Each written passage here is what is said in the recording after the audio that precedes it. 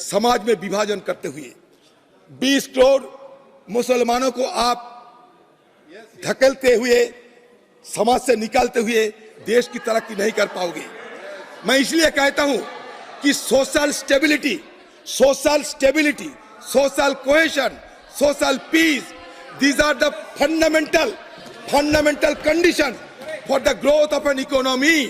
मैं एक छोटी सी बात कहना चाहते हैं, मंदिर में दाना चुगकर चिड़िया मस्जिद में पानी पीती है।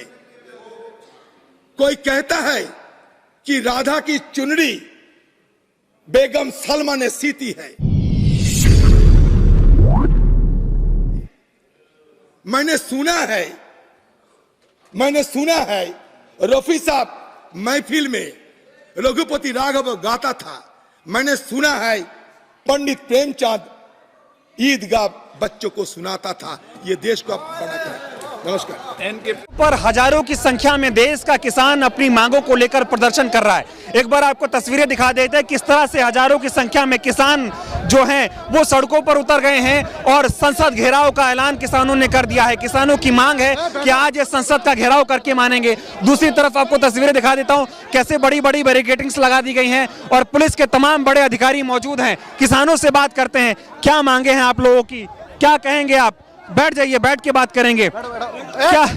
क्या मांग है आप लोगों की, क्या प्रदर्शन कर रहे हैं, क्या मांगे? आपने एक चीज कहा यहाँ कि नोएडा की सड़कों पर, नोएडा की सड़कें नहीं है, किसानों की सड़कें हैं और किसान की धरती है, किसान की मिट्टी है। किसान की धरती और मिट्टी पर ये सड़कें बनी है, चमचमाती सड़कें हैं। और चमचमाती सड़कें सिर्फ हम दो और हमारे दो वालों के लिए नहीं है, ये लोकतंत्र है, हर उस व्यक्ति के लिए है जो इस भारत में रहता है और अधिकार है। सड़कों पर हमारा काम सिर्फ खेतों में हल चलाने का नहीं है, हमारा हक चमचमाती और चिकनी सड़कों पर बैठकर सरकार से बात करने का भी है। और नोएडा की सड़कों पर आकर और दिल्ली जाकर हमारा सिर्फ एक मिशन और एक उद्देश्य है, जो हिटलरशाही, जो वादा खिलाफी है। और जो सरकार ने हमसे वादा खिलाफी की है अलीगढ़ के नाम पर, 2 बेच रहे हैं,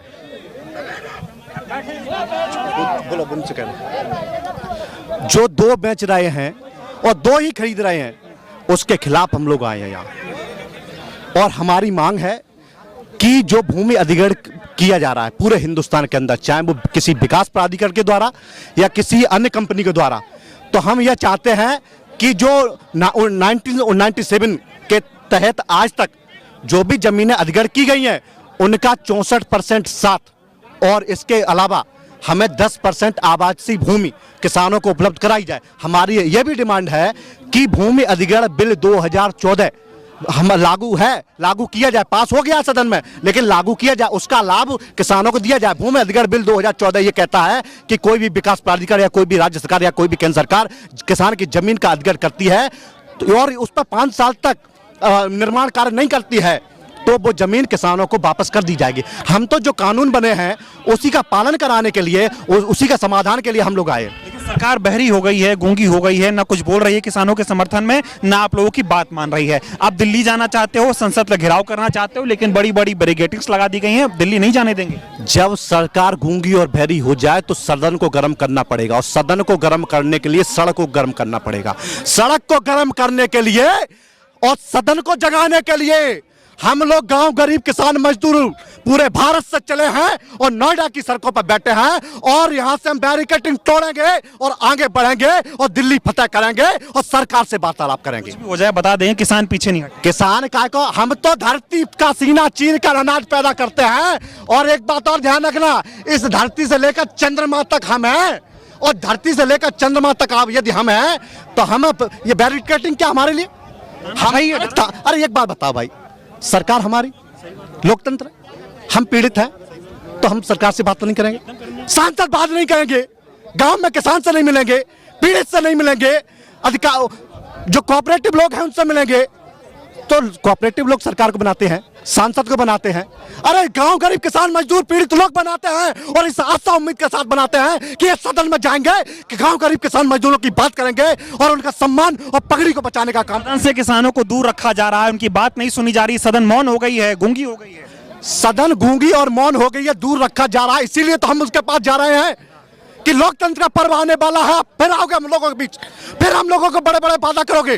13 महीने हम लोगों ने आंदोलन किया था, एक लाइन का कानून नहीं बना पाया, एक लाइन का कानून नहीं बना पाया। अंग्रेजी में 385 पन्ने का कानून बन गया था, काला कानून, लेकिन एक लाइन का कानून नहीं बन पा रहा है कि उसमें यह लिख दिया जाए कि एमएसपी पर मिनिमम गारंटी कानून बनाया जाएगा। इसका एमएसपी जो है उसके नीचे कोई भी कंपनी या कोई भी सोसाइटियां अगर जो मिनिमम रेट होगी उससे नीचे खरीदेंगी तो उन पर कार्रवाई कीजिए, इतना बना दीजिए। बताओ आप ना कि सरकार तो किसानों की आय दोगुनी करने आई थी, किसानों को खुशहाल करने आई थी, क्या किया? मैं एक चीज बता रहा हूँ, लागत बढ़ गई, आमदनी घट गई, फायदा हम कैसे है गए।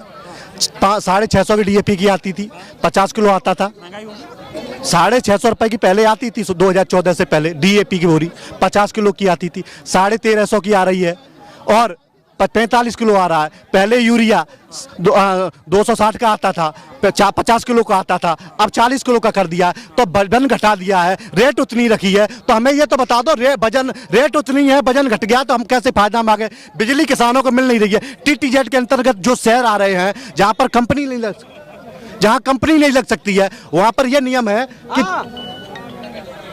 आ रहे वहाँ 24 घंटे बिजली मिलनी चाहिए, हमें नहीं मिल रहा है। ये सब मुद्दों को लेकर हम आए सरकार से वार्तालाप, और नहीं तो हम लोग दिल्ली पहुंचेंगे, दिल्ली फतेह करेंगे। दिल्ली फतेह करेंगे। तो देखिए तमाम जो किसान है वो अपनी मांगों को लेकर, एक बार और तस्वीरें दिखा देता हूं कि हजारों की संख्या में किसान हैं जो सड़कों पर बैठ गए हैं अपनी अपनी मांगों को लेकर। और किसानों का ये कहना है कि जब तक सरकार इनकी मांगों को पूरा नहीं करेगी, ऐसे में कुछ भी करने की कोशिश हो जाए, चाहे जितनी भी बड़ी बड़ी बैरिकेडिंग्स लगाने की कोशिश सरकार कर ले, ये मानेंगे नहीं। एक बार और आपको मैं तस्वीरें दिखा देता हूं, देखिए किस तरह से बैरिकेडिंग्स लगाई गई हैं और किसानों को रोका जा रहा है, किसानों को दिल्ली नहीं जाने दिया जा रहा। और किसानों ने ऐलान कर दिया है कि ये दिल्ली कूच करके मानेंगे, संसद का घेराव करके मानेंगे, चाहे कुछ भी हो जाए। और जब तक संसद का घेराव करने से इनको रोका जाएगा, ये ऐसे ही सड़कों पर बैठेंगे, अपनी बातें पूरी करवा कर रहेंगे।